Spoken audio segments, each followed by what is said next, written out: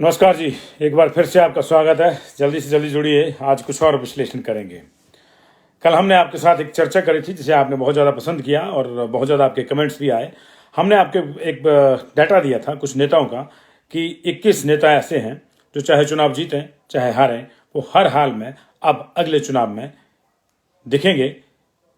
ऐसी संभावना बहुत क्षीण है और उनमें से अधिकांश जो है अगले चुनाव में नहीं दिखेंगे, और जो दिखेंगे वो पार्टी के टिकट पर नहीं दिखेंगे। यानी हर हाल में वो पार्टी पॉलिटिक्स से बाहर हो जाएंगे, पार्टी की जो सक्रिय बोर्ड पॉलिटिक्स होती है उससे बाहर हो जाएंगे। ऐसे नेताओं की हमने चर्चा करी थी। जल्दी से जल्दी जुड़िए। सुदेश जी, प्यारचंद जी, बहुत बहुत शुक्रिया। Manish Dhiman ji, thank you very much for watching, kindly share कर दीजिएगा।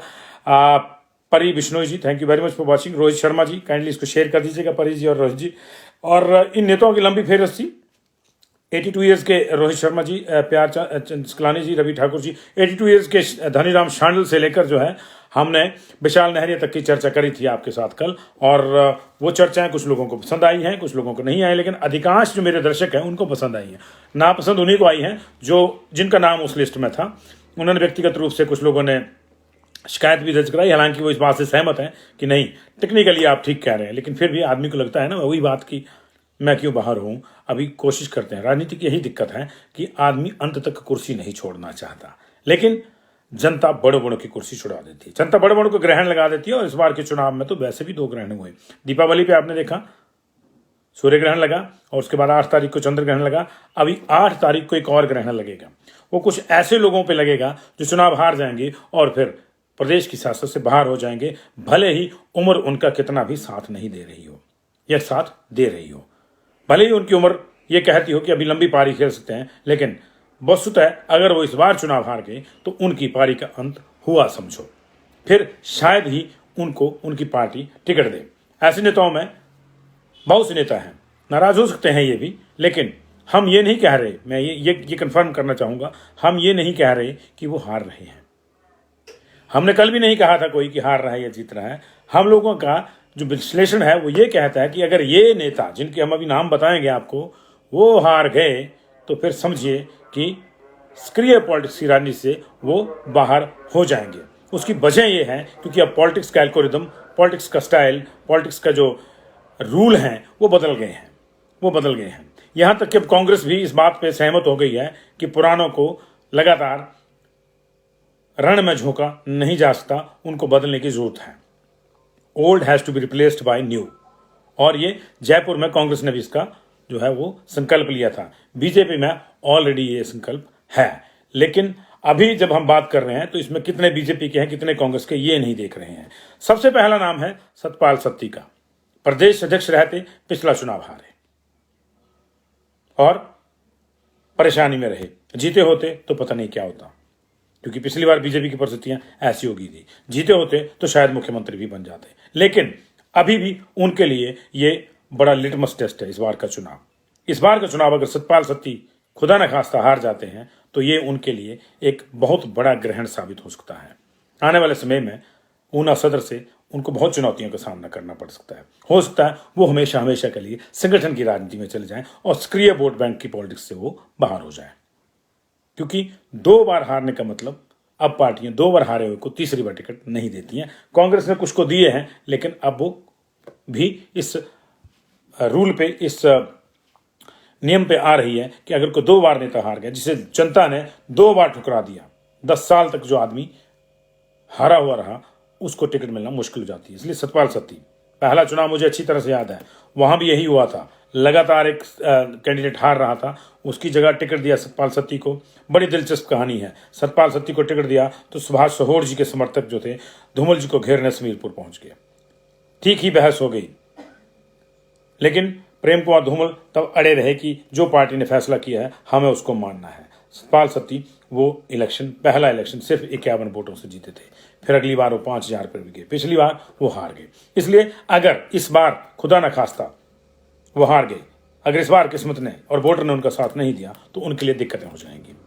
उन्हीं के समकक्ष, उन्हीं की आयु वर्ग के एक और साथी हैं विजय अग्नोत्री, ये नदौन से चुनाव लड़ रहे हैं। पिछला चुनाव भरी लहर में हार गए थे, बीजेपी की सरकार बनी थी, हमीरपुर से ही सीएम डेजिग्नेटेड थे, लेकिन सीएम डेजिग्नेटेड भी हार गए और विजय अग्नोत्री भी हार गए। ऐसी स्थिति में भले ही आयु उनके साथ हो, लेकिन नियम उनका साथ नहीं देंगे अगर वो इस बार का चुनाव हारे तो, क्योंकि इस बार भी उनके लिए यहाँ से दिक्कतें संगठन में थी।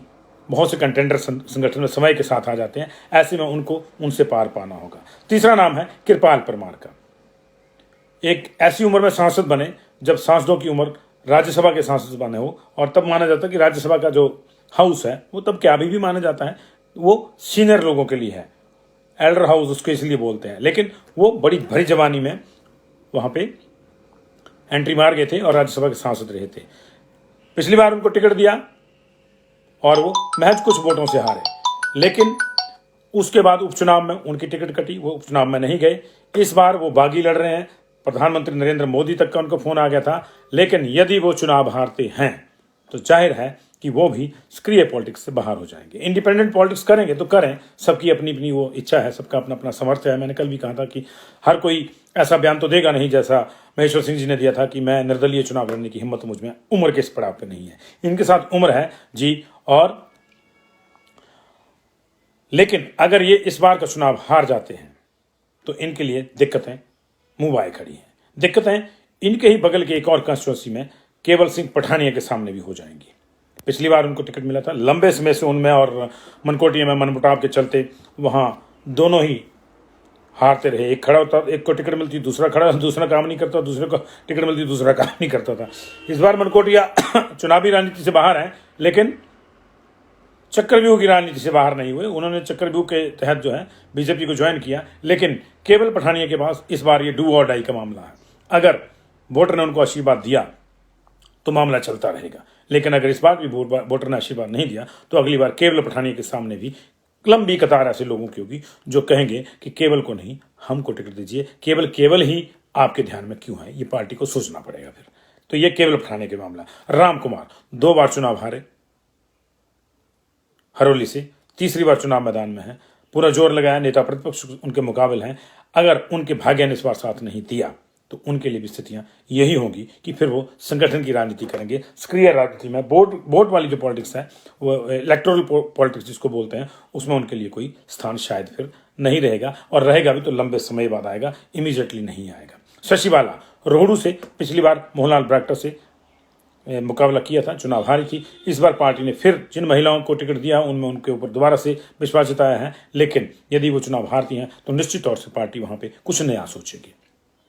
यंग है, महिला नेत्रियां वैसे भी पार्टी में कम है, लेकिन इसके बावजूद इस बात की संभावना बड़ी क्षीण हो जाएगी कि उनको आगे पार्टी सक्रिय जो वोट की जो पॉलिटिक्स है उसमें आगे करेगी। हो सकता है संगठन में उनका जो है यूज किया जाए, लेकिन उनको अगली बार टिकट मिलेगी इसको लेकर कई इफ्स एंड बट्स रहेंगे, संशय रहेंगे। मुझे नहीं लगता कि मिलेगी। चेतन ब्राक्टा उन्हीं की आयु वर्ग के हैं, उनके साथ भी यही होगा।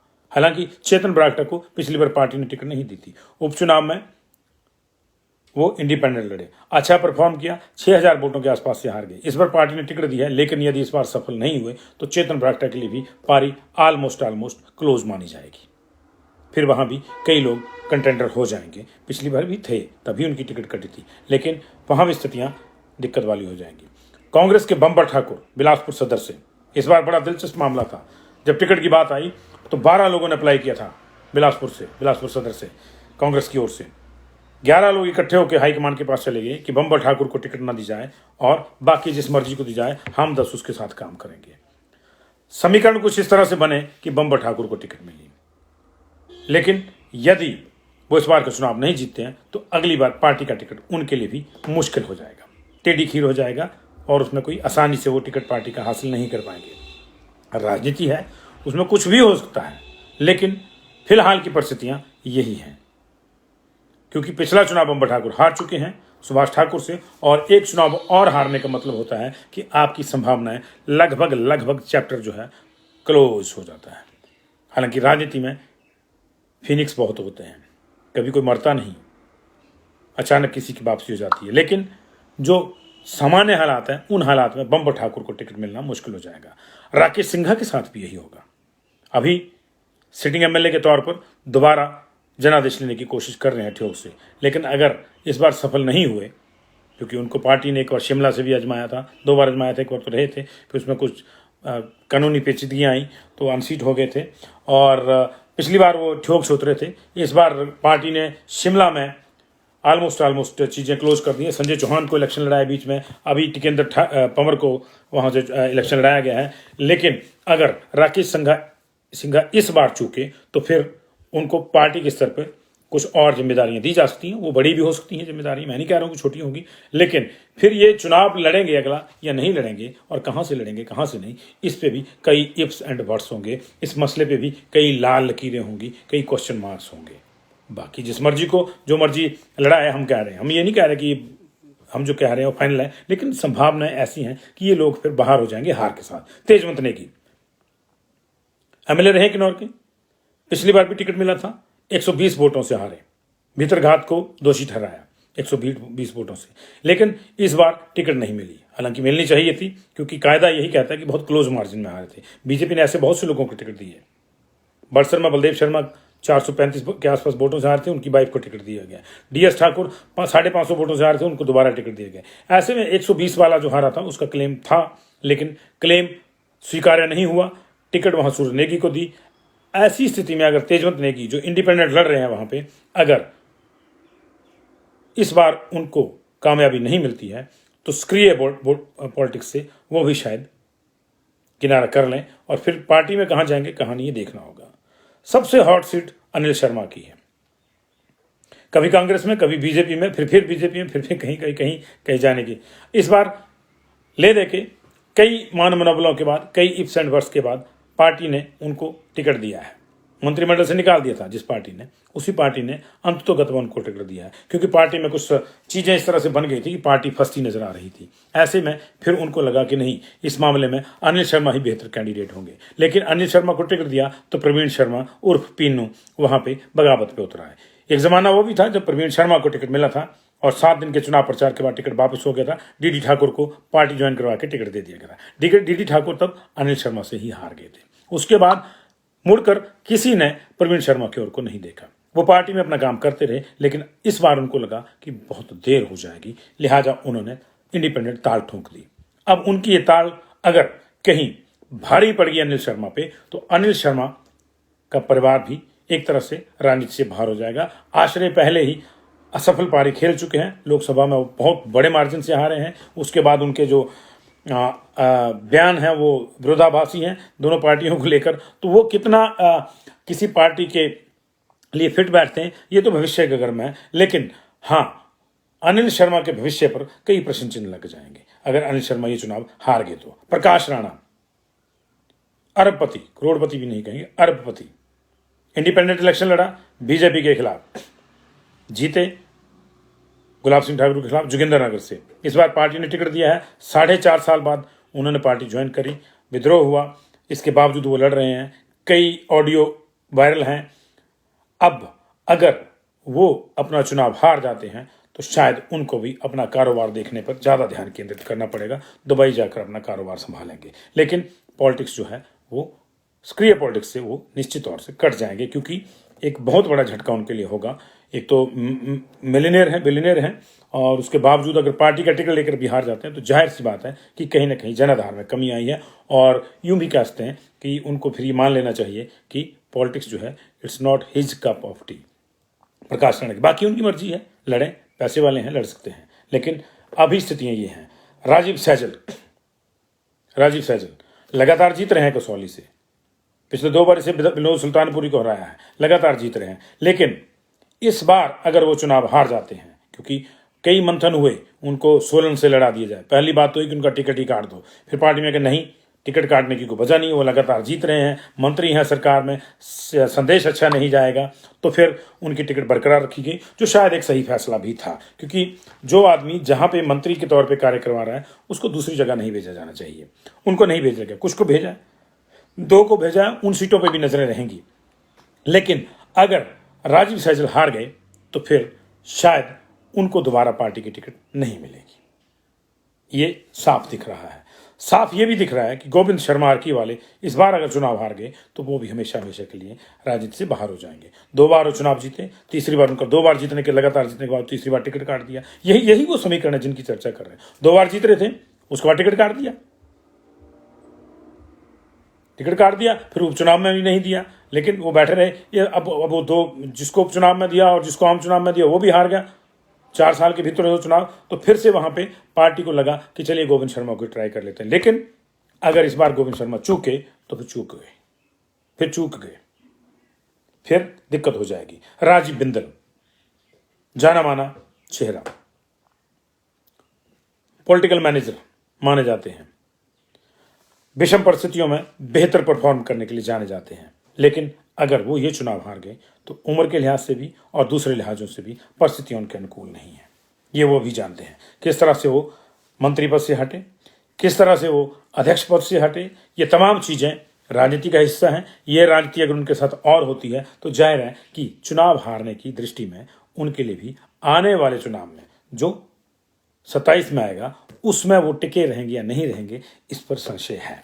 उनको टिकट मिलेगी या नहीं मिलेगी, इस पर संशय है। इसी तरह बलदेव तोमर शिलाई वाले, दूसरी हार हो जाएगी उनकी। अगर इस बार हारते हैं तो जीते तो जय हो, और हारे को हरिनाम वाली स्थिति वहां भी है। उन्हीं के साथ जो दूसरे पार्टी से लड़ रहे हैं, हर्षवर्धन, उनके साथ भी सेम स्थितियां हैं। बलदेव तोमर और हर्षवर्धन की सेम स्थितियां हैं। अगर बलदेव तोमर इस बार हारे तो लगातार 2 हार है, बाहर हो जाएंगे, अगली बार टिकट नहीं मिलेगा। और हर्षवर्धन इस बार हारे तो वो भी लंबा मामला जो है उनका हो गया है, उनके लिए भी दिक्कत हो जाएगी। हालांकि वो इस बार सिटिंग एमएलए हैं, लेकिन दिक्कत हो जाएगी।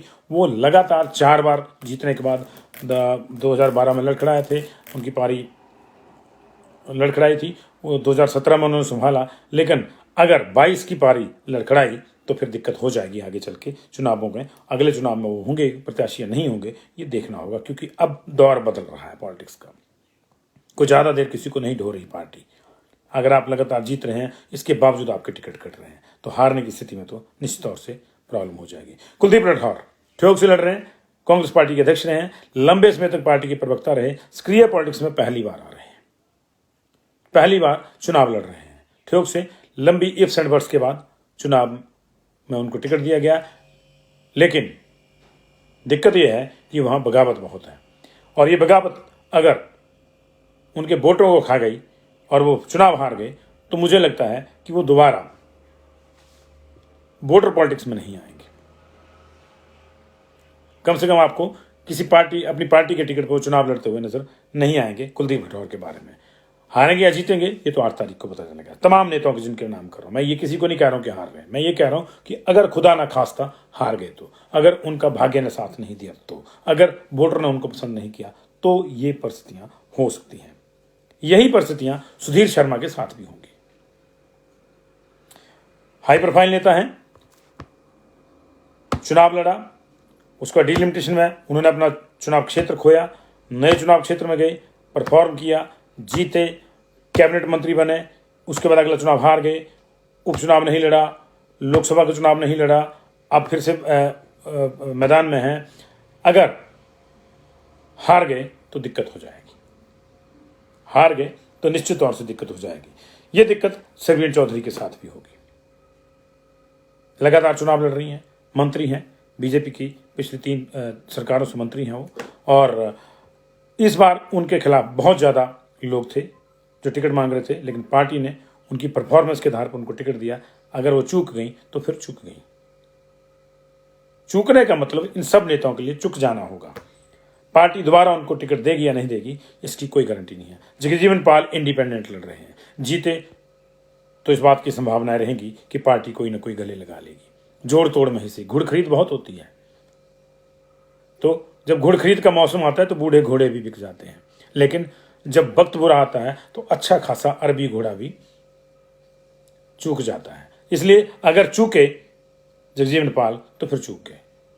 जगजीवन पाल ही क्यों, सुरेंद्र पाल भी अगर चूके तो चूक गए। जोगिंदरनगर की स्थितियां भी यही है ना, अगर प्रकाश राणा चूके तो चूक गए।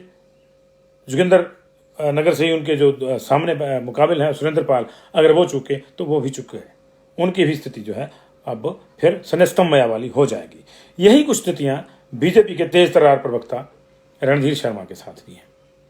2007 में कोट कलूर से जीते थे, 2012 में जो श्री नैना देवी जी नया नाम आया था उसमें जीते, लेकिन पिछला चुनाव हार गए हैं।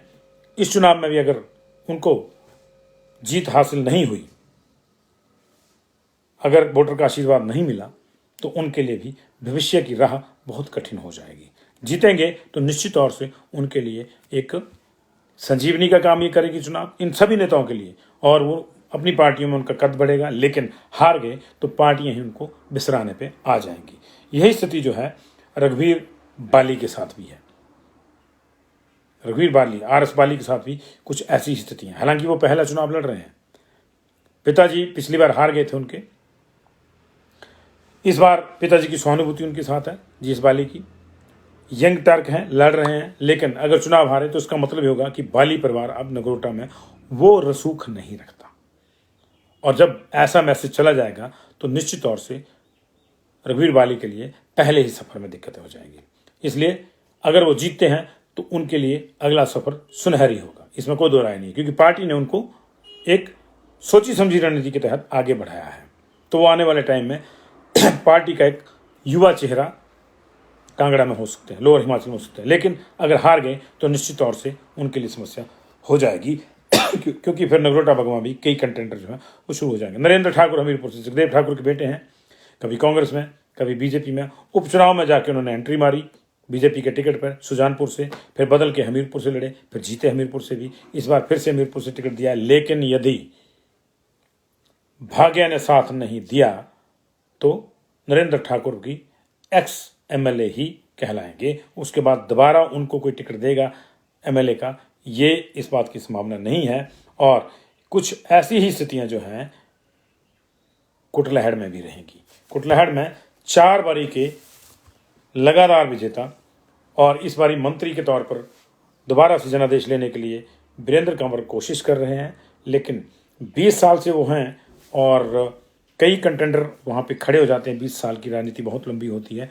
अगर वो इस बार जीते तो उनका कद पार्टी में बहुत ऊपर चला जाएगा। बीच में एक बात आई थी कि चीफ मिनिस्टरशिप की भी, वहाँ तक भी बात जा सकती है। चीफ मिनिस्टरशिप नहीं होगी तो deputy chief ministership, deputy chief minister नहीं हो गए तो नंबर 2 नंबर 3 मंत्रिमंडल में उनकी रैंकिंग बढ़ेगी। लेकिन यदि वो चूक गए तो प्रॉब्लम हो जाएगी, क्योंकि अभी जो कांग्रेस से उनको चुनौती दे रहे हैं वो बीजेपी में ही थे, और लीडरशिप फटीग के कारण उनको लगा कि उनका भविष्य नहीं, तो वो छिटके कांग्रेस में आए और यहां अपना भविष्य तलाश रहे हैं। इसलिए अगर देवेंद्र भुट्टो हारे तो उनका भी ये सफर खत्म माना जाए, लेकिन अगर वीरेंद्र कंवर हारे तो उनके लिए भी इलेक्टोरल पॉलिटिक्स का सफर लगभग क्लोज हो जाएगा। फिर पार्टी उनको कहाँ यूटिलाइज करती है, कहाँ होना होगा, कहाँ नहीं, ये देखना होगा। लेकिन ये दिलचस्प स्थितियां हैं। हम फिर से कह रहे हैं, हम ये बिल्कुल नहीं कह रहे कि इन नेताओं में से कौन जीत रहा है कौन नहीं। कल हमने विश्लेषण किया था, एक ऐसा विश्लेषण कि जिसमें हमने आपको बताया था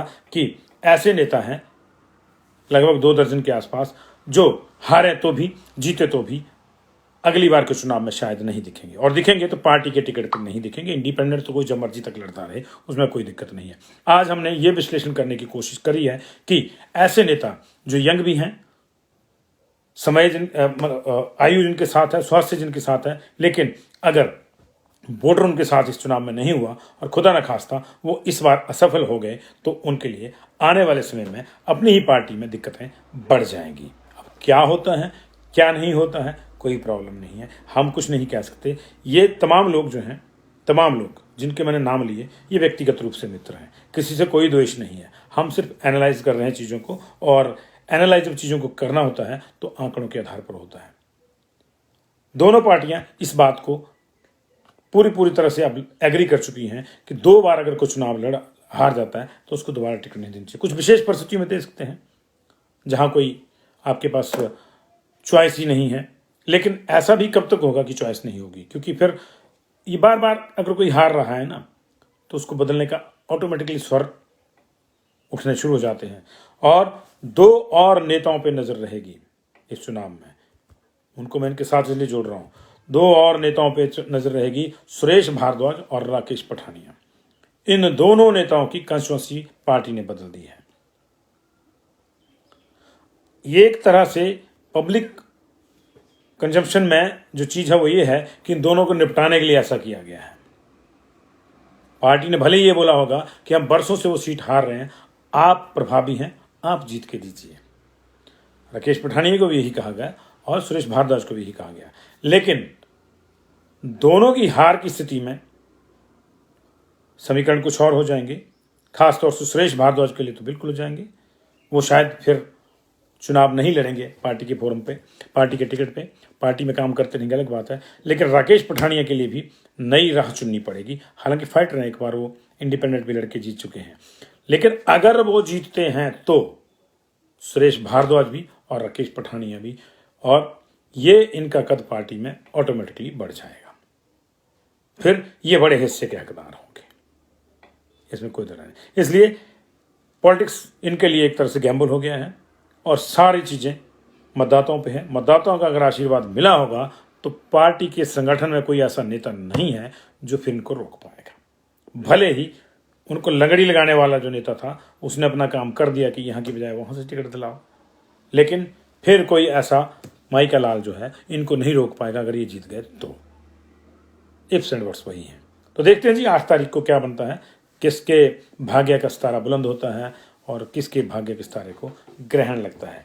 पॉलिटिक्स में एक बार फिर से बता दूं, ना तो कोई परमानेंट दुश्मन होता है और ना ही कोई पॉलिटिक्स में हमेशा के लिए खत्म होता है। समीकरणों के ऊपर सारा मामला रहता है, यही राज की नीति है। लेकिन फिलहाल जो समीकरण दिख रहे हैं हम उनकी चर्चा कर रहे हैं। आगे चल के कुछ समीकरण बदल भी जाते हैं तो फिर तब उनकी करेंगे। बहुत बहुत शुक्रिया आप लोगों का, नीरज जी, रोहित जी, मनीष कौशल जी, काइंडली इसको शेयर कर दीजिएगा। अनिल शर्मा जी, अनिल कुमार धीमान जी, देशराज जी, राजपूत रवि, गणेश मनकोटिया जी, सुरेश कुशाल जी, राजपूत पिंकू ठाकुर जी, राकेश जी, कुलदीप कौशल जी,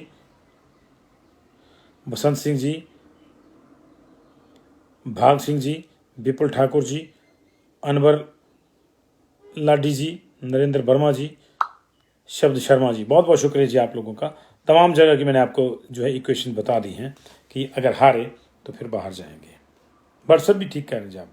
अगर हारती हैं माया शर्मा तो बलदेव शर्मा की फैमिली का पॉलिटिक्स जो है वो उसको विराम लग जाएगा। फिर उस संगठन में पॉलिटिक्स करते हैं अलग बात है, लेकिन टिकट को लेकर जो है दिक्कत हो जाएगी, क्योंकि 2 बार बलदेव शर्मा हार चुके हैं। तो अगर इस बार भी उनकी फैमिली में टिकट है तो फिर फैमिली को टिकट दिलवाने में दिक्कत हो जाएगी। विवेक शर्मा जी बता दिए मैंने।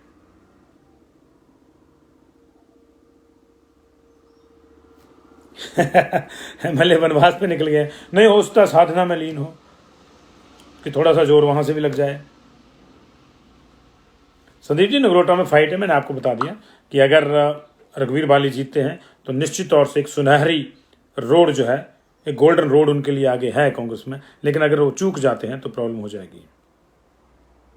रवि शर्मा जी, आप अपने हिसाब से कोई भी मतलब निकाल सकते हैं, मैं कोई प्रॉब्लम नहीं है, मुझे कोई आपत्ति नहीं है उस पर। मेरे लिए आप सर्वोपरि हैं। अब्दुल लतीफ पठान, शुक्रिया, thanks for watching. Tony Prajapati ji, thank you ji. Hansraj ji, thank you. Anil Bhan ji, नमस्कार। Vishal Kaundal ji, thank you very much. Vinay Walia ji, thank you very much. Manoj Shandile ji, आपका भी स्वागत है। रवि शर्मा जी, सभी से आग्रह है इसको शेयर कर दीजिएगा ताकि अधिक से अधिक लोगों तक पहुंचे जी। नालागढ़ में भी स्थिति वही है जी, नालागढ़ में भी स्थिति वही है। लखविंदर राणा हार जाएंगे तो बाहर चले जाएंगे।